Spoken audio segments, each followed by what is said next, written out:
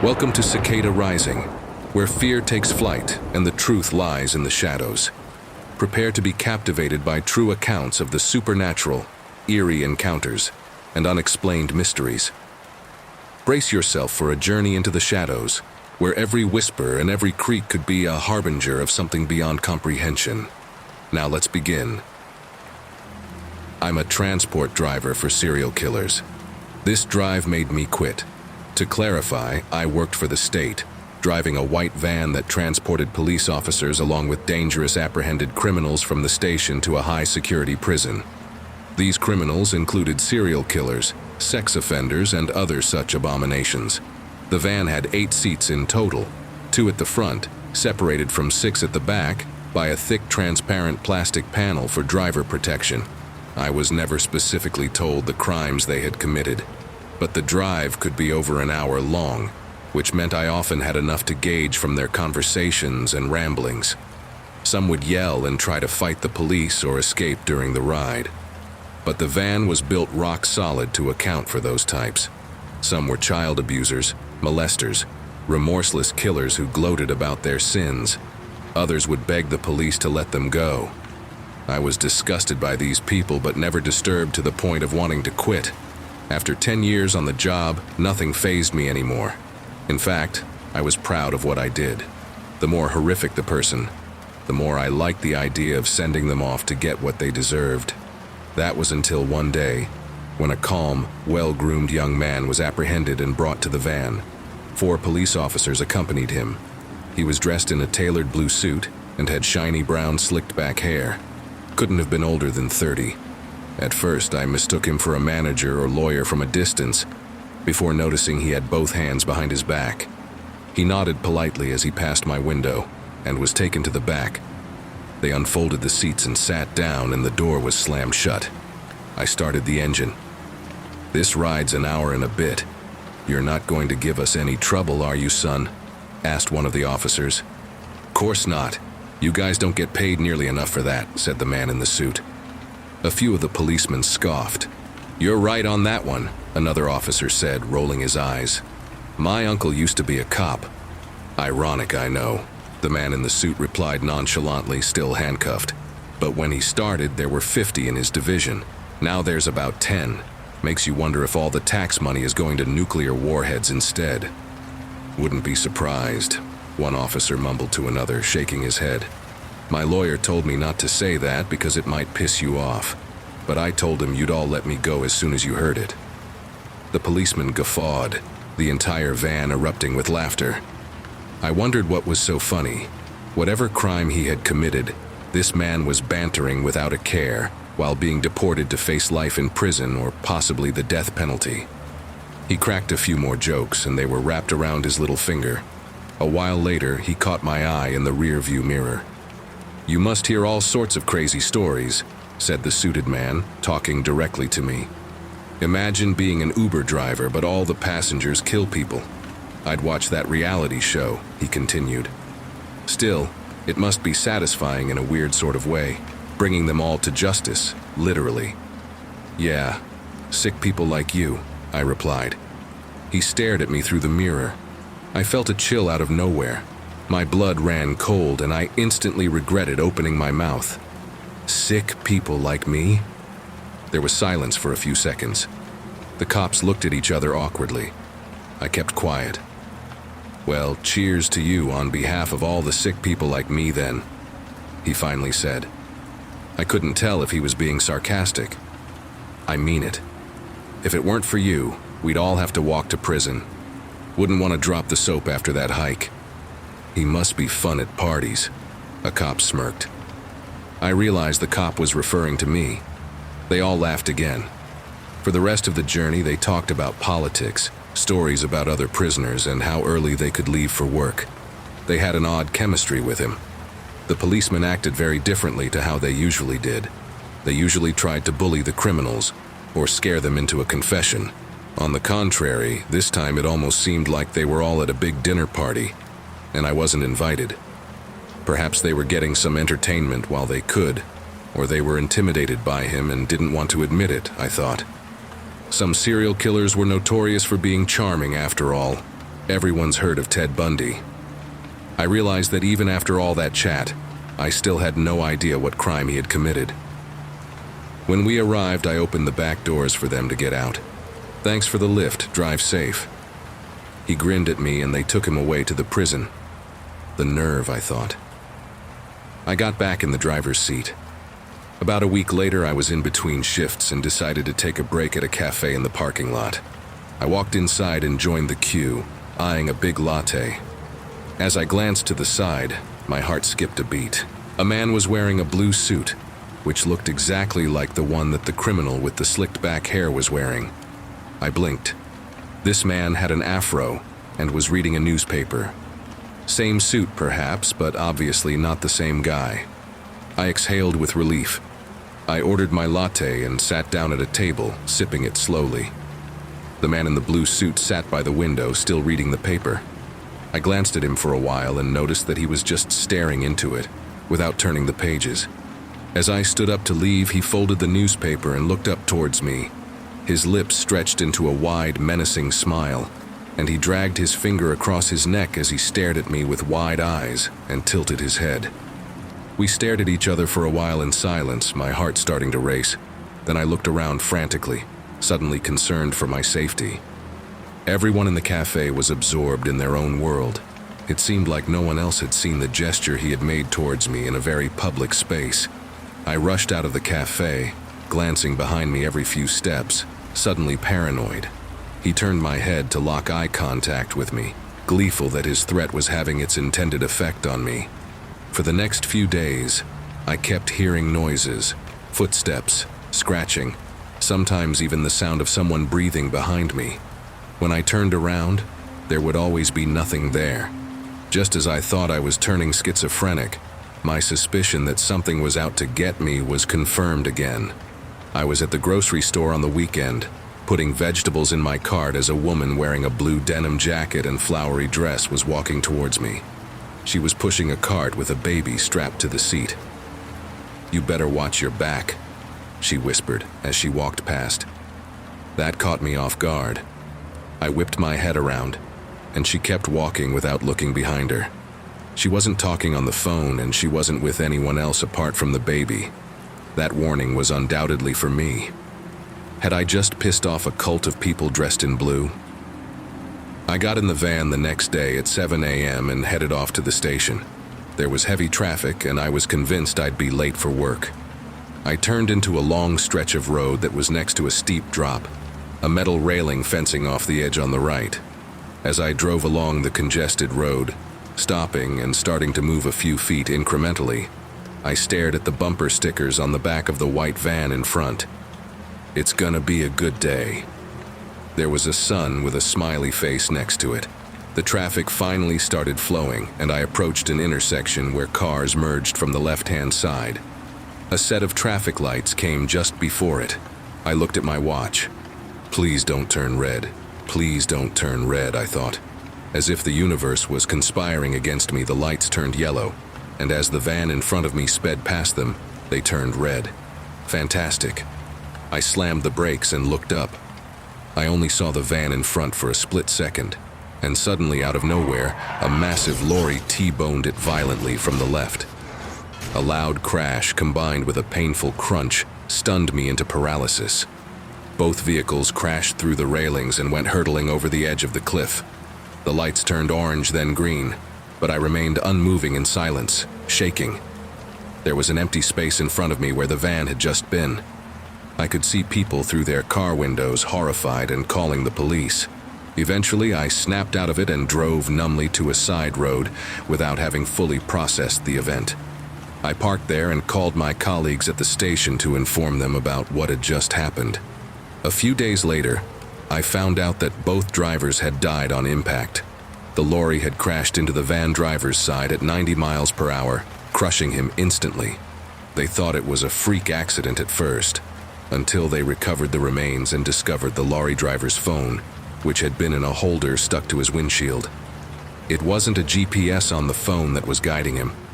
At the time of the crash, he had been using a navigator app connected to a tracking device. The device had been tracking my vehicle. The police searched my van top to bottom, and found the bugger stuck to the underside of one of the back seats, the seat that the man in the slick-backed hair wearing the blue suit had sat in on his ride to prison about 2 weeks ago. I pieced it together as soon as they told me.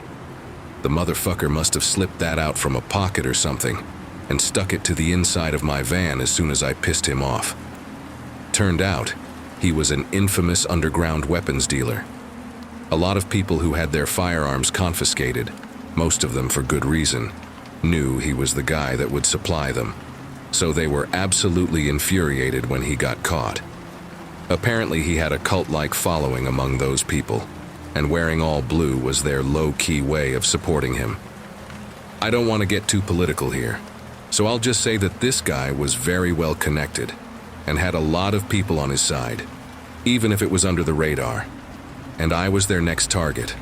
I figured Blue Suit Guy must have somehow communicated to one of his cronies about the tracking device on my white van and told them to get after me. By pure chance, another white van was in front of me at the very moment they decided to strike. They must have mistaken the driver for me, knowing the vehicle was a white van in that approximate location. If those traffic lights hadn't turned red at the exact moment they did, that would have been me. I was supposed to die a horrific death that day. I quit the job that very afternoon, I found out, packed my bags and moved to a new town. Since then, I've moved several times. The paranoia won't leave me. I think it'll stay with me for the rest of my life. Anytime I see someone wearing blue, a wave of terror sweeps over me. The same terror I felt seeing that van in front of me get pummeled and tumble over the cliff edge, knowing that should have been me. Previously, I'd always taken pride in the fact that I was a brutally honest guy, but I'm a lot more careful nowadays. And one thing's for sure, when someone makes a lame joke now, I always laugh. I know that immoral doesn't quite cover it. It isn't as though I awoke one morning and decided that was the Thursday I was going to roll out of bed and become a piece of shit. I didn't pull on last year's trainers and make a pact with myself that my bank balance would triple because I was going to become a ghost hunting scam artist, greasing my endless lies with snake oil. But it doesn't matter. Not really. Karma came for me in a big way, and it was deserved. We gained a bit of a niche following online. Nothing to write home about, but we made our money from donations and, of course, the cold hard cash from the people we sucked the life out of. I won't bore with fine details, but we ghost-busted 19 homes before we reached the Whistlebees. With each home, we bought more equipment to really add credence to the whole Wraith Wrangler thing. We turned creaky floorboards into demons, water tank leaks into internet views. It was fun, until it wasn't. I'd never met a family quite like them. The others, they were young couples afraid of whistling wind. Old singles desperate for validation that their home wasn't heavy with the weight of vengeful spirits. It was easy, muscle memory. But the Whistle-by's God, they were terrified. Young parents and 2 children with their family dog, cowering in the corner when we set up for our bullshit interview. The daughter was so pale she seemed to sink into the walls behind her, face gaunt and eyes haunted. It was her we latched onto as we probed, stifling excited smirks with our palms. "He never leaves," she whispered, staring through us as if we weren't really there. If her eyes glimmered once, they certainly didn't now, lost and soulless as she gazed into the abyss. It was Adam who managed to coax the words from her lips, voice soft as he gently probed. "Who is he? We have plenty of equipment here to find him in whatever corner he's hiding. We just need to know as much as you can tell us." A wry smile made its way onto her lips as she finally looked at Adam, voice low and deliberate. "You don't need to find him. You'll know where he is, I promise. He walks on the ceiling and crawls down the walls. He'll find you." The young girl's mum spoke suddenly, eyes full of tears. She didn't used to speak this way, she breathed, gaze darting around the room. "She's so tired, so tired. She doesn't sleep anymore, it doesn't let her." Jonah stood up then, grinning as he clutched his camera for dear life. "Ma'am, don't you worry for a second. You're in the right hands. We'll find out what your visitor wants and we'll cast him right out of here. You have my word. His word meant nothing, but they didn't need to know that. The fear in their aura was palpable. It was as if they had their own pulsing circle of gravity sucking the life from the room. Their dread did something foreign to me. It made me nervous. In all the nighttime giggling and masquerading in people's homes, I'd never been scared. To do this job was to know that ghosts were as real as fairies in whimsical tales. It was to laugh at the notion. But during that interview, I wasn't laughing. The girl's eyes were black holes, and they looked like they'd sucked her soul out long ago. So with the image of those eyes burned into my retinas, we did what we did best. 11 p.m. rolled around, and with the family booked into a hotel, it was showtime. Show yourself, demon. Jonah lunged through the front door as nighttime blanketed the house in darkness, hauling our masses of equipment through. We didn't need any of it, obviously, but it made people feel as though we were legitimately expelling ghosts from their homes with the flick of a battered crucifix. Adam rolled his eyes, glancing down at the EMF reader in his hand. Bro, come on. Did you see how scared that girl was? I feel a little bad. Shit, she was creepy. Jonah chomped on his gum, leaving muddy boot stains as he clambered up on the sofa to stick his camera to the wall. He walks on the ceiling. Dude must have the mother of all headaches. I stayed quiet, chewing my lip as I set up our audio equipment and eyed the tired-looking lump of plastic. The older it looks, the more authentic it appears, Jonah had assured me. And sure, I supposed it did look like it belonged in a 1998 horror game, but it was pretty shit. Not that we'd ever picked up anything on it before. There was the great scare of House 12 when the fridge appeared to hum a lilting tune, but it was just super broken. Right, Jonah jumped downwards, nearly knocking over the coffee table. Plan is Megan Donovan is leaving the house party. You guys didn't want to go to it like 2 a.m. I say we wrap up here by 1 a.m., swing by the party, and I'll be her shoulder to cry on because her douchebag boyfriend was a dick again all night. Adam scowled as Jonah cackled, but I stayed mute, casting my eyes around the room. I couldn't deny this place felt different somehow. Even with all the lights dancing across the house, there sat an empty, tepid coldness that seemed to seep through the walls. There was no warmth here, no safety. Loving family photos littered the room, but somehow it felt barren. Wrong. I'm down to do this quickly, at least, Adam muttered, eyes darting around nervously. You guys feel that? Place feels haunted? I finished for him, rolling my eyes at Jonah's guffaws. All right, if you're both gonna be pussies, I'll get started. He stared ominously into our main camera placed across the room, red light blinking towards the sofa we were sitting on. It's time, everyone. As always, first, we'll try to contact the ghost and see if we pick up anything on the microphone or the EMF. Clearing his throat, Adam stole a glance at me. Okay. We're here in your domain, Ghost. He tried to project, but I heard the slight crack in his voice. We're here to find out what you want, why you haunt this family. We're here to set you free. I counted down from 6, bulging my eyes as I shrieked, throwing myself backwards. No way, I bellowed, pointing off camera. There's no way. And we did the usual scramble, all of us claiming we saw a photo frame go flying, switching to shaky hand cam footage as Jonah retrieved it from the floor we laid it on earlier. It was rehearsed, but something just felt different.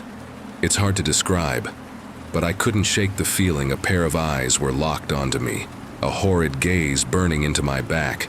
The feeling amplified as we pulled out the trusty Ouija board only moments later, laying it on the table and pushing it into frame. I scratched at my arms nervously, trying not to stare at the shadows that seemed to be consuming the room.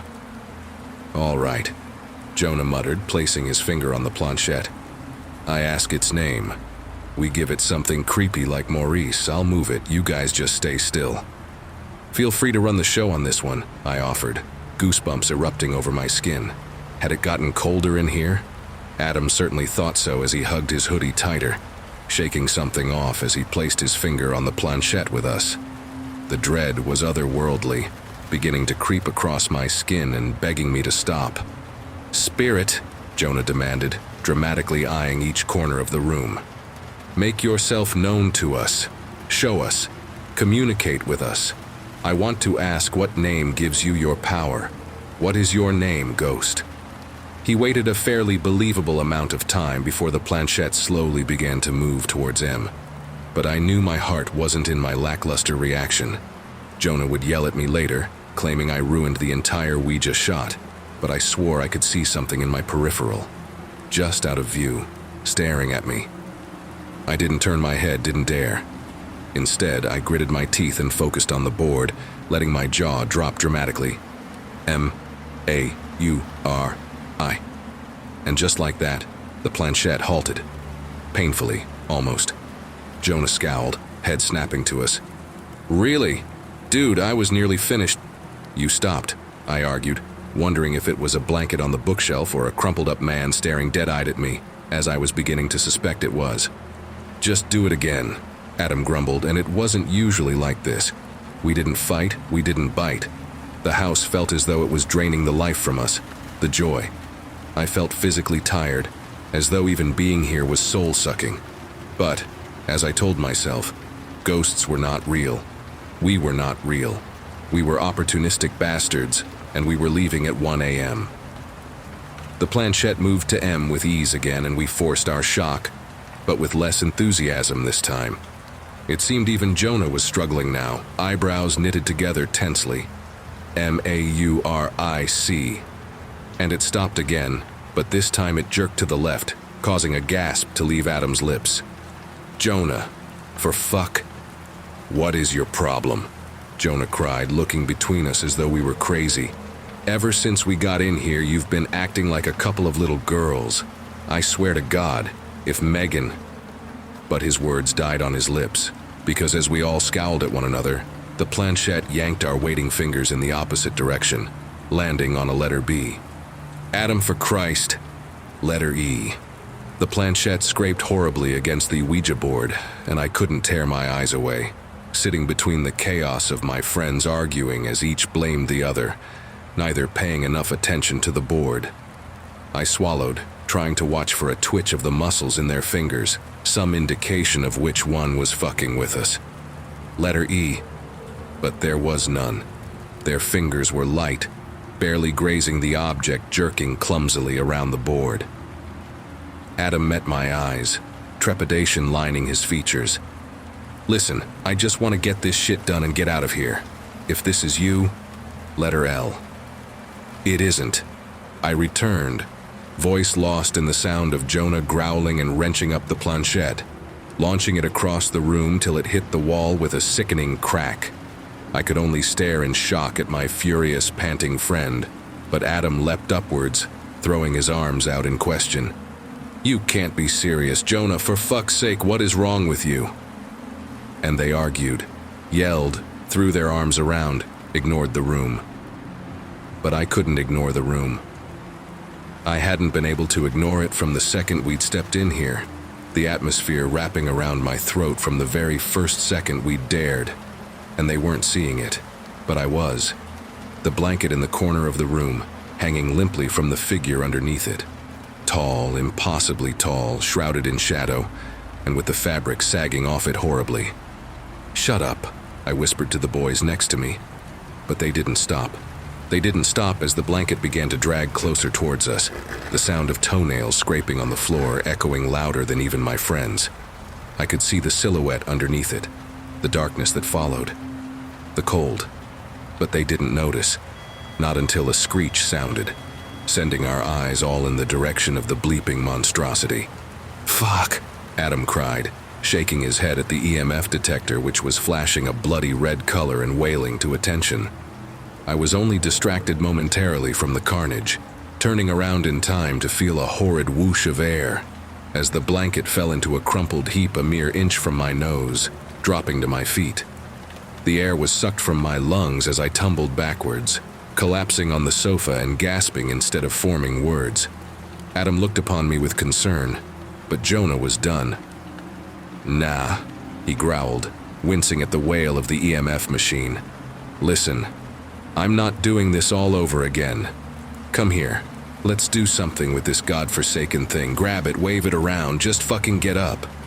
My eyes were still darting around the room and only pulled from their trance as a buzzing fly landed on my hand, narrowly avoiding death with the flick of my shaking finger. It woke me up, my voice sounding more strained than I would have liked. "Are you hearing that? It's detecting something, Jonah. I swear to God I saw. Faulty microwave, shitty electrics. I don't know." His voice raised threateningly. "Seriously, stop. Let's leave the room and run in. We'll act shocked about the EMF. We'll walk around a bit and then we're going. I'm sick of you both." I should have argued. Obviously, I should have argued. But I can't describe the way I felt in that moment. It was as though my fear gave way to denial so quickly that I was already calling myself crazy, reaching desperately for the idea that no, I was seeing things, feeling things, as though I needed to prove to myself that I was crazy, and the horrors my mind was conjuring simply couldn't exist. So I stayed. I stayed as the three of us trudged out of the living room, as we all pulled our clothes tighter and ignored the ice seeping into our skin. I ignored Adam squeezing my shoulder, a sentiment he'd never bothered with before. I ignored my thudding heart as we clutched our cameras, bursting into the living room in our most epic movie yet, ready to contort our faces in horror. But we didn't have to fake it. In the corner was our screaming EMF reader, blinking red as it had been for the last 5 minutes. But the problem was the endless claws wrapped around it, attached to a figure so tall its head brushed the ceiling and black eyes glared upon us. It swayed in the shadows, but I could see its arms, gaunt and as long as its legs, neck cracking awfully as it turned to look at us in an instant. A sick dripping sounded just loud enough for us to hear, and to this day I imagine it as thick crimson blood falling from its fingers onto its dead, curled toes. "Holy shit," Adam whispered, so I knew in fact I hadn't lost my mind. We ran, of course, scared idiots launching themselves backwards and tripping over everything, legs jelly as we bolted for the front door. I cursed myself for not leaving more quickly, begged for a time machine to have me believe my eyes the first time. We didn't make it.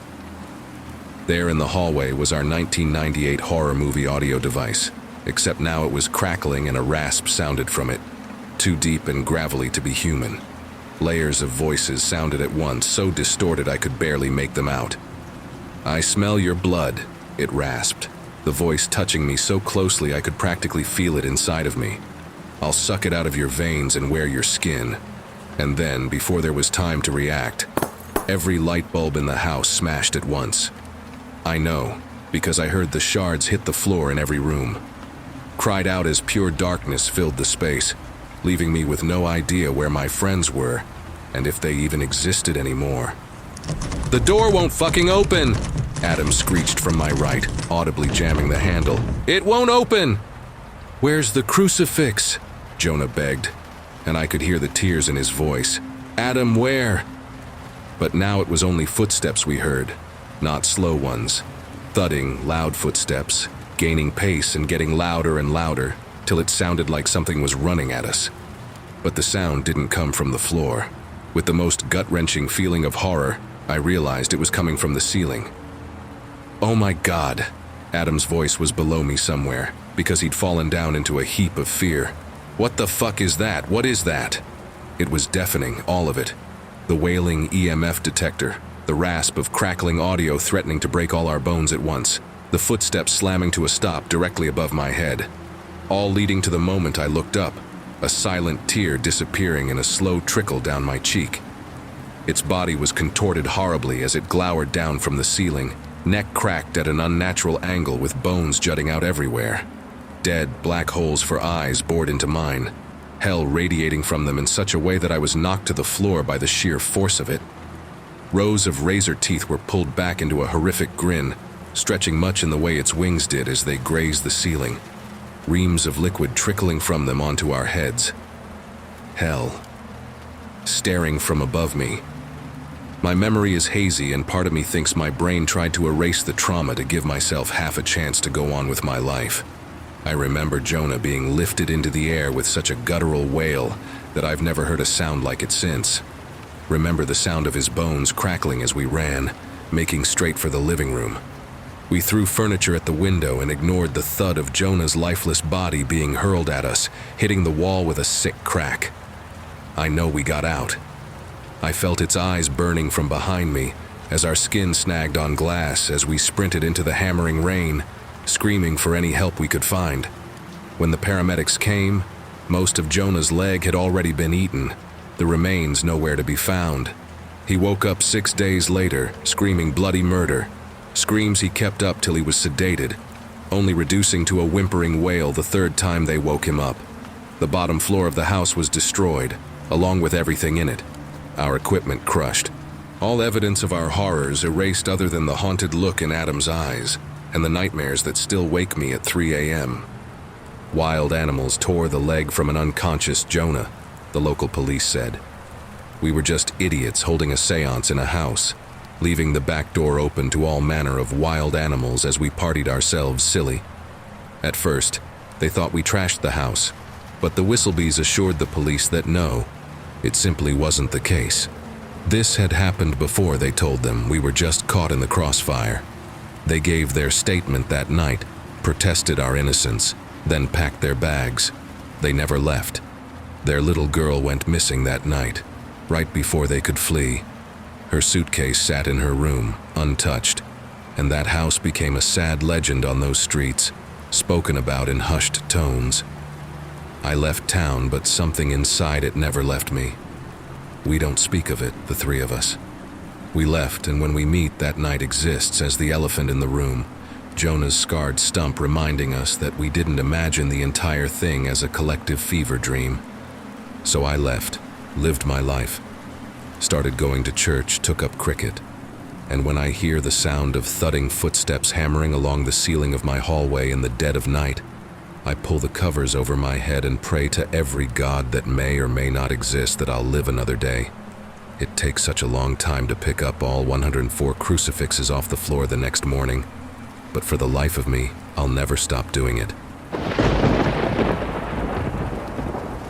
The cafe I used to work at was great, but I hated the kid who wouldn't stop coming in to tip us every 3 days. He first came along a few months back. I was working the closing shift and things weren't too busy, so I'd been chatting away with my coworkers for a while. A young man came up to the counter as if he wanted to order a drink, so I put my customer service face back on. "Hiya, what can I get ya?" No reply. He just stood there for a while, gazing off as if his mind was somewhere else entirely. "Hello, are you okay?" Still nothing. It must have been a minute and a half before his little trance was broken, but he remained silent. He took a crisp dollar note out of his back pocket and reached across the counter to drop it into the tip jar.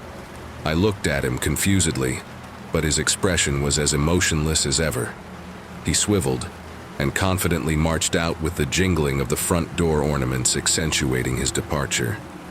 Huh, weird, I thought whilst turning back to my coworkers to laugh about what just happened.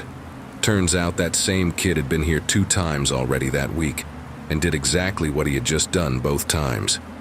Apparently, he used to be friends with my coworker Sally's brother in high school, and she recognized him from the one time they'd met, but that friendship drifted apart after graduation last year. They tried to get him to speak when he came in, but had no luck, and eventually grew bored of whatever he was doing, so just decided to ignore it and accept the extra tip. Between the 3 of us, it would come out to 33 cents for each visit, or more if we weren't all working. Maybe even the full $1. Yippee! Our shifts still alternated, so it wasn't every time he came in that all 3 of us caught sight of him. Sometimes it'd be just me or Sally or Val alone. Sometimes it'd be a combination of 2 of us, and sometimes we'd all be there. Still, though, his behavior remained the same. Expressions and emotions beyond that cold, deliberate neutrality lay out of his reach. It was almost like he couldn't fake emotion if he wanted to. He was there every single day, nonetheless. We tried talking to him again after a while, but predictably got nothing out of it. At some point, we even made a stupid little game out of it. Whichever combination of us is working when he reaches $20 gets to split it between them. If somebody is working alone, it's all theirs. Considering he came in every 3 days, we could work out when he'd hit that number, So no peeking at the schedule in advance and no games with switching days or whatever. Business in the cafe started to pick up in the following weeks, so our little visitor became even less noticeable whenever he'd strut in with that nothing look on his face and drop his dollar into the jar. Looking back, I suppose he enjoyed the lack of attention. Guess something about doing something so inane and nobody caring about it did something for the guy. The one time something that broke his droning rhythm happened was when he brushed his hand along Val's forearm as he went to put his dollar into the jar. It was subtle, something that could be played off as accidental, but the change piqued my interest a little. That was before the customer behind him grew prematurely impatient and the annoyances of the job took over. We reached our $20 threshold soon after, which meant it had been over 6 weeks since his first tip. It was just me and Sally working on that day, so we gave each other sarcastic congratulations and each grabbed $10 notes out of the jar to be replaced with our visitor's fresh 20. We were bored out of our minds too, so we called Val to laugh about the silly milestone. She didn't reply. That wasn't like her at all, considering the borderline obsession she had with her phone, so we tried again for a while. Still nothing. Overthinking born out of my general anxious mindset to life grew into genuine concern when Val didn't clock in for her shift the next day. That made 2 out-of-character occurrences, given the fact she never missed work. Between the ongoing lack of responses and my increasing nervousness, I decided to leave the cafe in Sally's hands so I could drive over to Val's place and check up on her. No answer. As with the texts, calls, and all manner of communication so far, I waited for 10 minutes with no answer before I went into the little compartment hidden on the porch with her spare key in it. The metal key twisted into the handle and I pushed the door open with the trepidation of an unexpected and potentially unwanted intruder. The smell was the first thing to hit me. I'd never smelt anything like it in my life and haven't since. Some human instinct screamed at me, louder and louder until my thoughts were drowned out. I tried to convince myself I'd find a small animal that had crawled in through a window, or something Val had overcooked and forgotten about. Or my trail of faux comfort-inducing thought was broken off. Val's lifeless body hung from the living room ceiling. The color had drained from her face, and she swung ever so slightly in the breeze from the open window behind her. I let out an ungodly scream, loud enough for the neighbors to hear, probably the entire street too. The next thing I remember is the cops arriving. Then nothing. Fade to black.